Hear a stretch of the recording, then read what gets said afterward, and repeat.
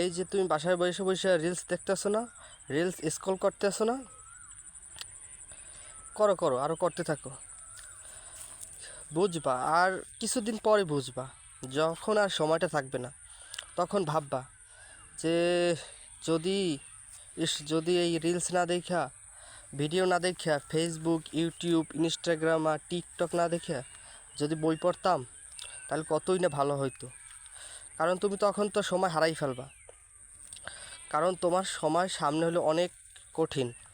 তোমার যেটা এখন কঠিন মনে হইতে আছে, এটা আসলে তোমার কাছে কঠিন মনে হইতেছে পড়াশোনা অনেক কঠিন, হয়তো কোথাও যাওয়া লাগবে, দৌড়াদৌড়ি। আসলে এটা জীবনের, আমাদের জীবনে 1% কঠিন না। আসল কঠিন সময় আসলে সামনে, তখন বুঝবা আসলে জীবন কি। এখন যে রিলস বানাইছো না, রিলস বন্ধ করো, কিছু করার চেষ্টা করো, বুঝবা জীবন কারে বলে।